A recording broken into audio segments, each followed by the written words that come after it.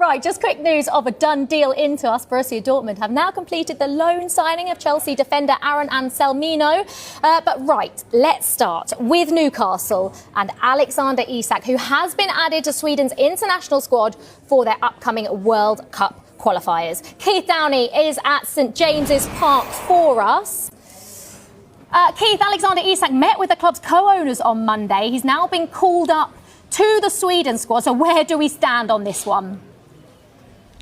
Yeah, look, I don't think there's any surprise that Alexander Isak has been called up to the Sweden squad. Yes, we know he has been training on his own for a number of weeks now, but of course he's a Swedish international. They will want to use him in their upcoming matches against Slovenia and Kosovo, and I was expecting that. I think I would have been more surprised had Alexander Isak not been called up to that game. He probably needs a little bit of normality given everything that's going on and has been going on throughout this protracted summer potential sale to Liverpool. But you asked me where we stand with it right now.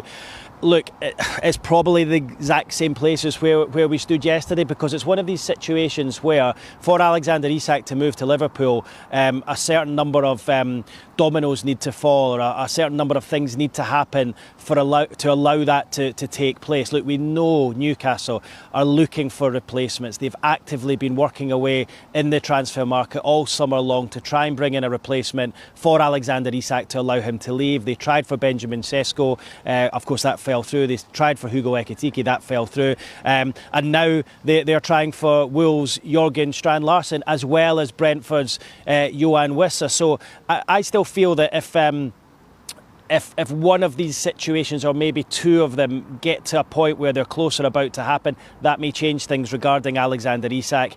He had the meeting, you're right, on Monday at his home here in Newcastle, alongside a delegation from the PIF, who of course own Newcastle United, and Jamie Rubin, one of the club's other directors. He had that meeting. I'm told there was no resolution from that meeting. It wasn't like they came out of that and they decided to sign a new contract and carry on with the season.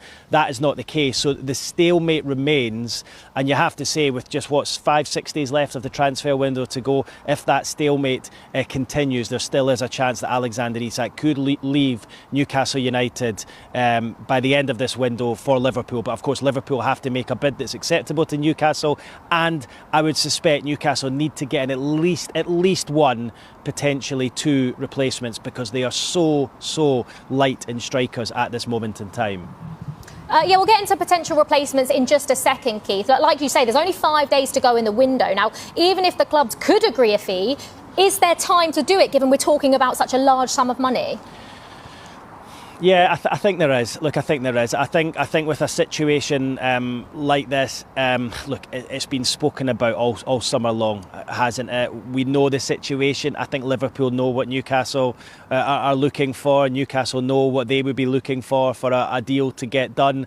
And although it would be a British transfer record, a Premier League transfer record, remember they've already had £110 million plus £7 million in add-ons turned down round about 4 weeks ago. That would have been a record in itself, so that's been turned down. It's going to be more than that. It will be a record, although it's a huge transfer, eye-watering sums of money.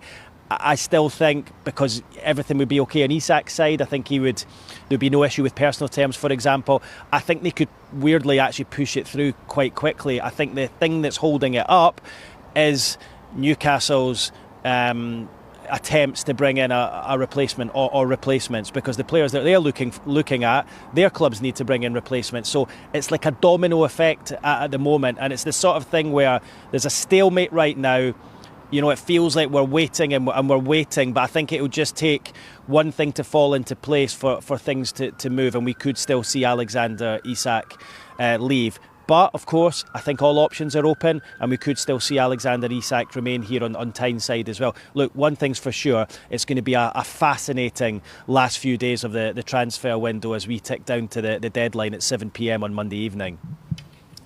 Keith, you've mentioned, obviously, potential replacements. Jørgen Strand Larsen, they're not having much luck agreeing a deal with Wolves as it stands, but feels like this is maybe a replacement for Callum Wilson, and if so, it's a big fee or potential fee for a backup option, isn't it?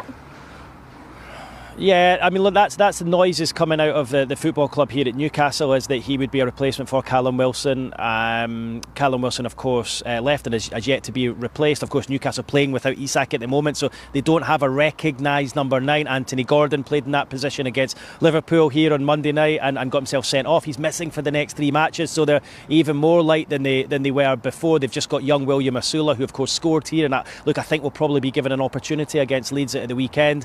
In terms of the fee for Jørgen Strand Larsen, you're right, it's big, isn't it? They've already had one bid on Monday turn down, £50 million, and then they returned to the table last night with a second offer, £55 million for the Norwegian international striker, again turned down by Wolves. I think the player is open to the move, and while he's not agitating to leave like we see with both Isak and Wissa at their respective clubs, I think he would be open to a move here to Newcastle United. But again, I think for Wolves, they want to make sure it's a fee they're acceptable with. They're clearly not happy with 55. They want more than that, and they would need to get a replacement in themselves as well. So look, George Mendes, who works as an advisor for the club, I think furiously working away in the background to try and see if they can bring in a replacement to allow Strand Larsen to go.